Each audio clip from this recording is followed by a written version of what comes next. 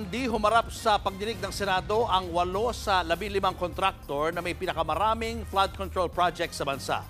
Kaya questionin dapat ang ilan sa kanila dahil sa mga ghost flood control projects. Nasa frontline ng balitang yan si Mean Los Baños. There are ghost projects there. In all candidness, Your Honor, I think so. Umami na mismo si DPWH Secretary Manuel Bonoan na nagkakaroon talaga ng ghost flood control projects base raw sa impormasyong nakarating sa kanila. Sa pagsisimula ng pagdinig ng Senate Blue Ribbon Committee tungkol sa umunoy anomalya at katiwalian sa flood control projects, sinabi ni Senator Jinggoy Estrada na may ghost projects sa Bulacan, partikular sa Kalumpit, Malolos at Hagonoy. Ang kontraktor daw ng mga ito ay ang Wawaw Builders Corporation. Kabilang ang Wawaw Builders sa listahang inilabas ni Pangulong Bongbong Marcos na top 15 contractors na may pinakamaraming flood control project sa bansa. Ang tanong, may ginagawa ba ang mga kontraktor ng ghost flood control projects ngayong nabulgar na ang umano'y modus nila? I don't think that they will have that capability anymore. There is no project at all that was implemented and payment has been made. Tapos na, nasunog na yung pera natin. Meron mga figures dyan. Huwag niyo ako lulukuhin dito. Labas niyo kung magkano yung in-award nito sa Wawaw.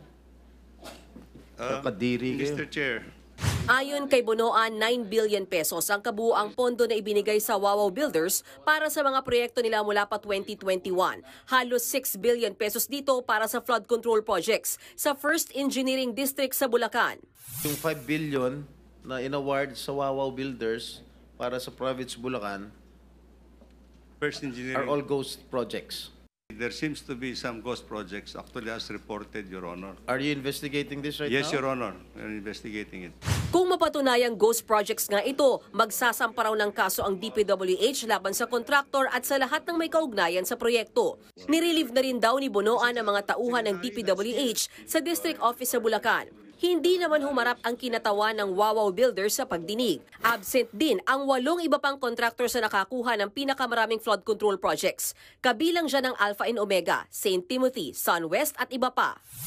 Inimbitahan din sa pagdinig ang 15 kontratista na sinasabing naka-corner sa marami sa mga flood control projects sa buong bansa. Pero 7 lang sa kanila ang dumalo sa hearing. Kaya ang Senado mag-i-issue ng sabina para sa mga absent na kontratista at para masigurong dadalo sila sa susunod na pagdinig.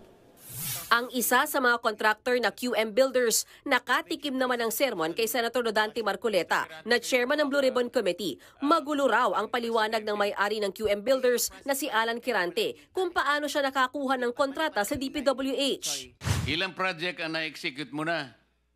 Marami na eh. O kanina sinabi mo hindi ka pa nakapag-umpisa eh.